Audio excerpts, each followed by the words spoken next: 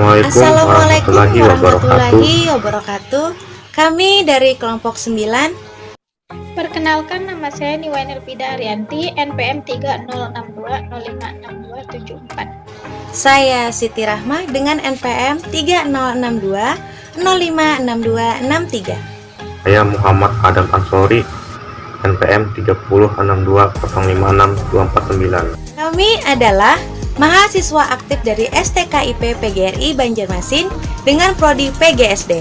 Kami membuat video pembelajaran tentang sistem dalam kehidupan manusia dengan mata kuliah kajian IPA SD 2 dengan dosen pengampu Ibu Nana Citrawati Lestari, SSI MPD. Baik, langsung saja ke materi, yaitu sistem gerak pada manusia. Bergerak sebagai salah satu ciri makhluk hidup. Sistem gerak pada manusia atau yang dalam bahasa medis disebut juga sebagai sistem muskuloskeletal, terdiri dari tulang, otot, sendi, serta organ-organ lain seperti ligamen dan tulang rawan. Organ-organ yang termasuk ke dalam sistem ini akan bekerja sama untuk melakukan berbagai fungsinya dengan baik. Sementara itu, untuk mendukung berat yang dipikul oleh tubuh, tulang akan bekerja sama dengan otot.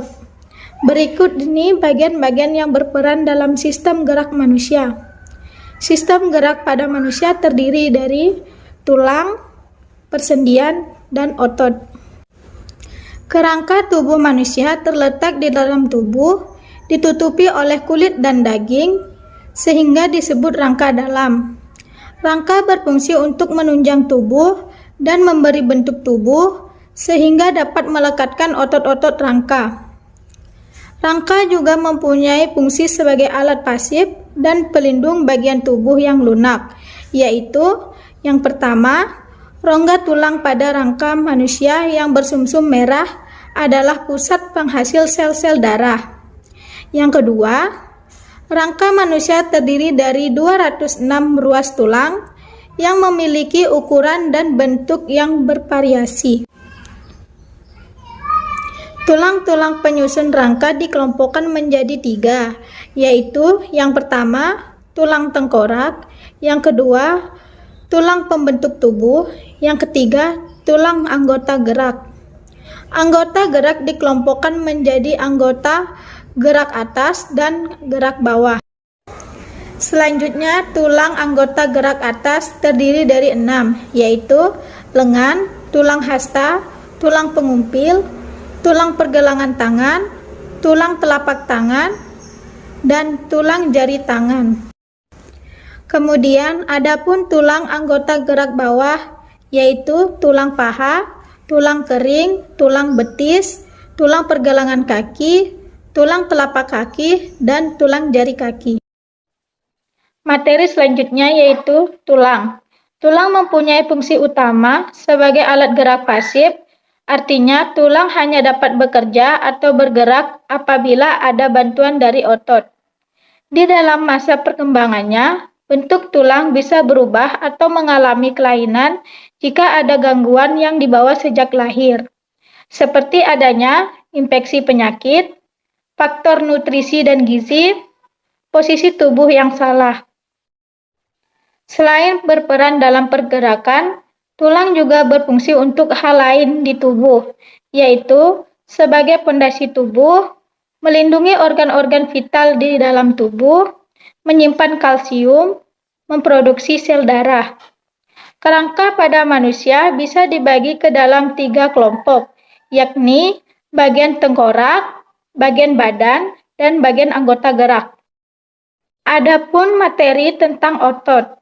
Otot adalah jaringan di dalam tubuh manusia yang berfungsi sebagai alat gerak aktif untuk membantu tulang supaya dapat bergerak.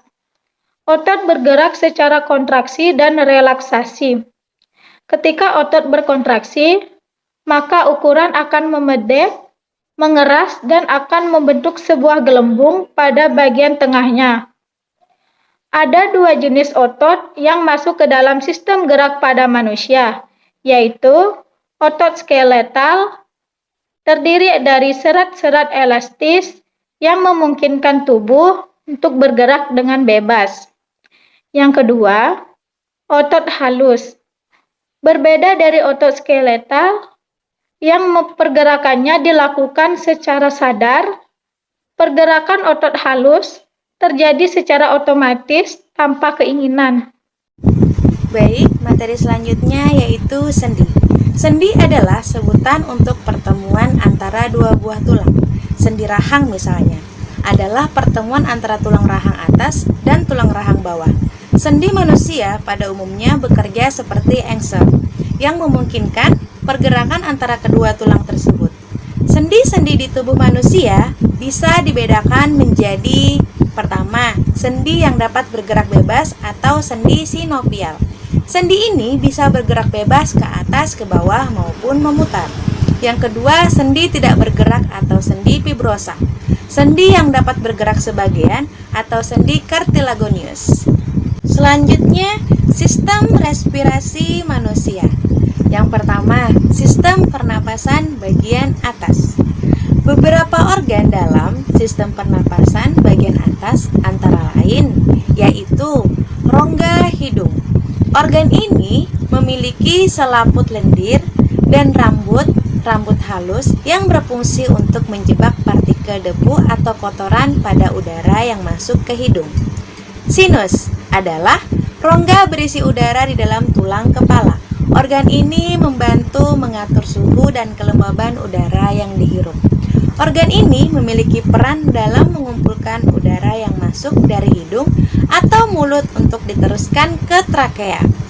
Laring adalah ruangan kecil sebelum trakea yang berisi pita suara. Yang kedua, sistem pernapasan bagian bawah. Beberapa organ dalam sistem pernapasan bagian bawah antara lain adalah: yang pertama, organ ini merupakan jalan napas utama menuju paru-paru yang terletak di tenggorokan, tepatnya di bawah laring. Yang kedua, bronkus kiri dan kanan adalah cabang dari trakea yang berfungsi untuk meneruskan udara ke paru-paru. Bronkus memiliki banyak cabang kecil di bawahnya. Cabang terkecil bernama bronchiolus. Yang ketiga, paru-paru terdiri dari jutaan alveolus yang menerima udara dari bronchiolus dan bertugas sebagai tempat pertukaran oksigen dan karbon dioksida. Yang keempat, otot pernapasan utama. Organ ini dapat berkontraksi dan rileks secara bergantian, sehingga membuat udara dapat masuk dan keluar dari paru-paru. Baik, yang ketiga, cara kerja sistem pernapasan. Ketika menarik napas atau disebut dengan inspirasi atau inhalasi, diafragma dan otot-otot di antara tulang rusuk akan berkontraksi dan meluaskan rongga dada, sehingga paru-paru bisa mengembang dan terisi udara.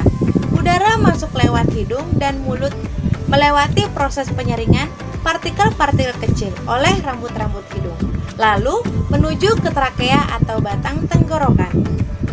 Udara dari trakea masuk ke paru-paru melewati serangkaian cabang di paru-paru, yang mana disebut dengan bronkus dan broncholius, kemudian berujung di alveolus.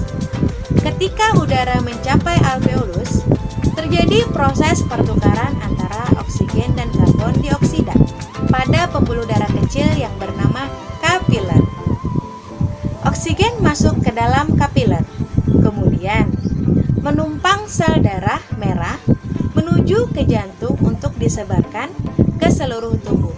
Di saat yang bersamaan, karbon dioksida masuk dari kapiler ke rongga paru-paru. Setelah bertukaran oksigen dan karbon dioksida selesai, otot diafragma dan tulang rusuk kembali rileks, dan rongga dada kembali seperti semula. Udara yang mengandung karbon dioksida pun terdorong dari alveolus menuju ke bronchiolus, bronkus, trakea, hingga keluar melalui hidung. Berikut proses pencernaan makanan pada manusia. Dari mulut menuju ke kerongkongan. Di kerongkongan terdapat saluran berbentuk tabung sepanjang 20 cm dan menghubungkan rongga mulut dengan lambung. Gerak peristaltik yaitu gerakan meremas yang dilakukan oleh kerongkongan. Setelah itu mendorong makanan masuk ke dalam lambung. Setelah selesai di kerongkongan, barulah menuju ke lambung, di mana di lambung terdapat organ pencernaan yang paling elastis yang berbentuk seperti kantong.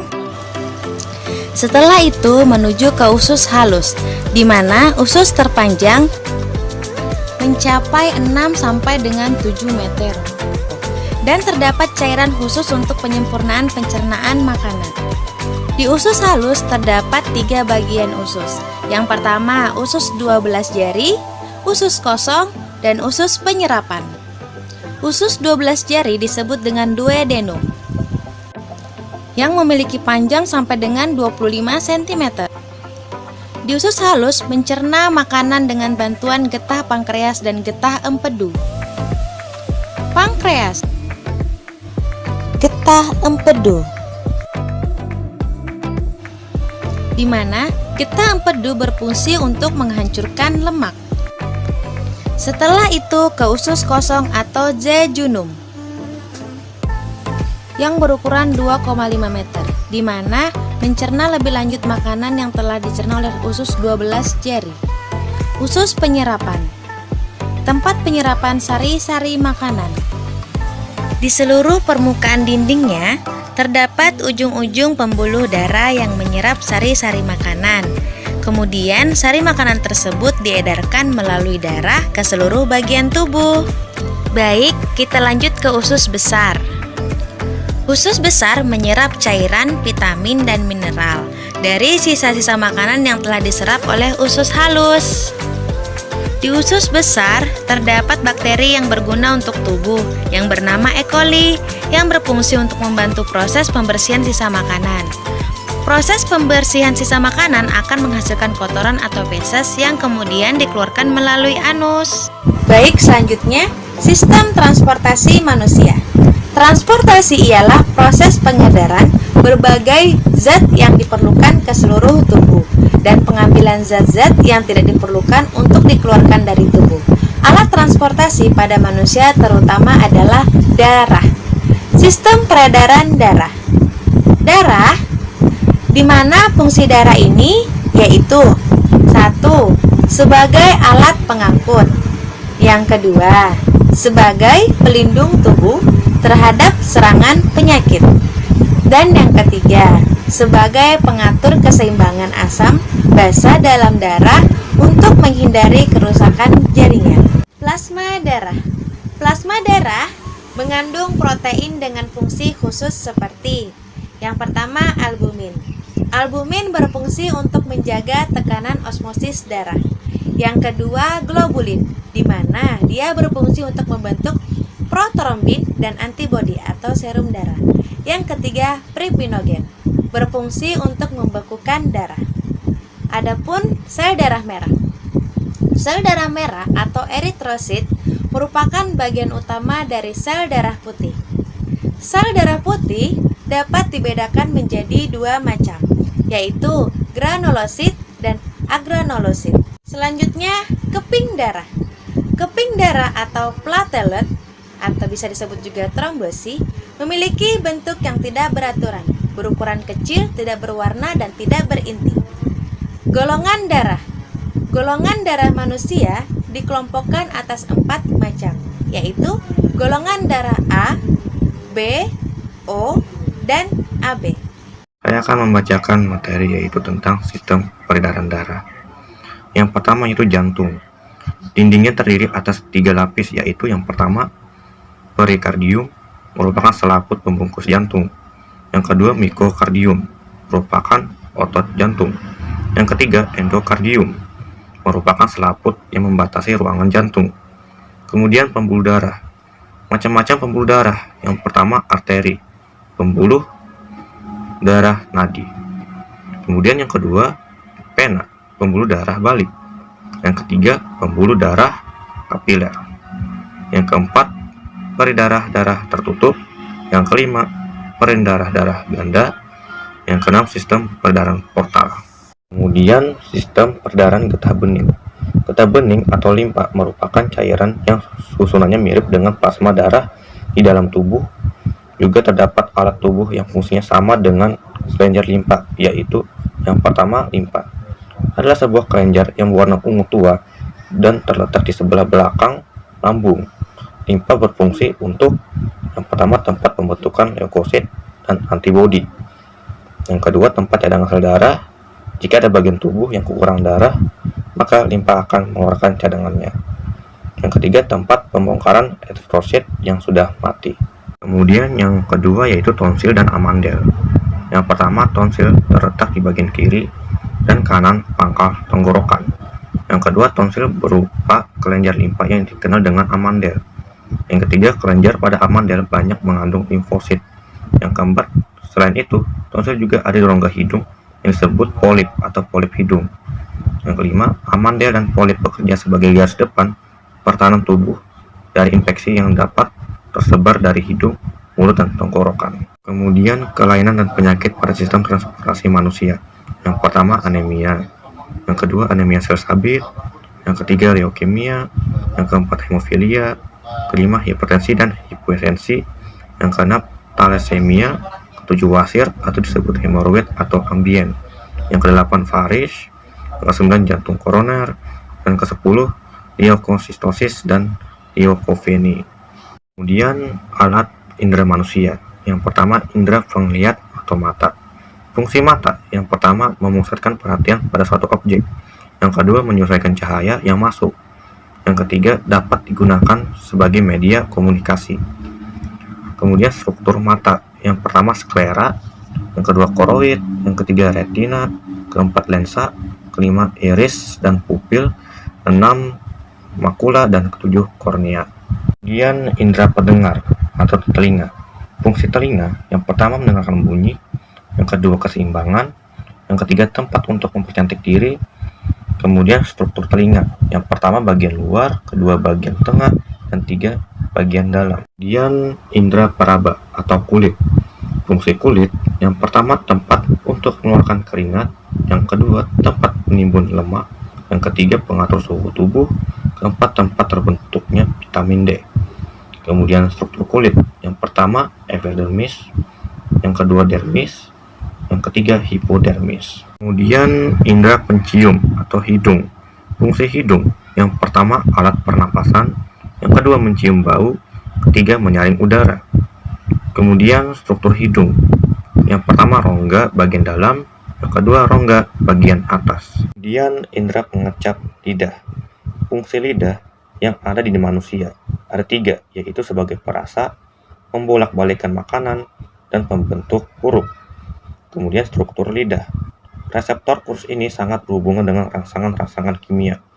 Pada reseptor ini, permukaannya dilapisi dengan lapisan epitelium, dan di dalam reseptor khusus terkandung kelenjar lendir dan tunas pengecap. Tunas pengecap pada lidah bisa mencapai 10.000 tunas pengecap yang ada di lidah terbentuk dari kelompok-kelompok sel sensori yang dimana ada tonjolan atau papila. Tonjolan ini terletak pada bagian permukaan atas. Tonjolan-tonjolan tersebut dapat dikategorikan menjadi beberapa bentuk, yaitu bentuk benang atau circumavallata, bentuk dataran atau disebut poliata, dan bentuk jamur atau disebut fungiformis. Kemudian sistem koordinasi manusia. Sistem saraf adalah salah satu koordinasi tubuh. Sistem saraf memiliki fungsi sebagai penerima dan pengantar rangsangan ke seluruh tubuh, serta memberikan tanggapan terhadap rangsang tersebut.